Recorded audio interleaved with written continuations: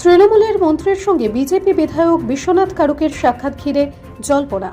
তবে সমস্ত গুঞ্জন উড়িয়ে দিয়ে 2026-এ শাসককে উৎখাত করার অঙ্গীকার গোঘাটের বিজেপির বিধায়ক বিশ্বনাথ কারকের। এদিন কলকাতা পৌর সংস্থায় টক টু মেয়র অনুষ্ঠানের ঠিক আগে মেয়র এবং পৌর ও নগর উন্নয়ন দফতরের মন্ত্রী ফেরহাদ হাকিমের সঙ্গে দেখা করতে আসেন তিনি। তবে কোনো রাজনৈতিক সমীকরণ নয়। আরামবাগ পৌরসভার মধ্যে দুর্নীতি নিয়ে এদিন রাজ্যের পৌর ও নগর উন্নয়ন দফতরের মন্ত্রীর কাছে অভিযোগ জানানোর জন্যই এসেছিলেন বলে জানান তিনি। তার অভিযোগ, আরামবাগ পৌরসভার অন্তর্গত গ্রিন সিটি তৈরি নিয়ে প্রচুর দুর্নীতি হয়েছে। গ্রিন সিটিতে লাগানোর সোলার প্যানেল ভেঙে পড়েছে। আনুমানিক 9 কোটি টাকার দুর্নীতি হয়েছে বলে অভিযোগ জানিয়েছেন বিজেপির বিধায়ক বিশ্বনাথ কারকের। তার দাবি, দুর্নীতির তথ্য প্রমাণ সহ সবকিছু নথিপত্রই তিনি মন্ত্রীকে দিয়ে গেছেন। যেহেতু আরামবাগ সাব ডিভিশন তার বিধানসভা কেন্দ্রে পড়ে, তাই তিনি মন্ত্রীর কাছে অভিযোগ জানিয়ে গেলে বলে জানান বিজেপি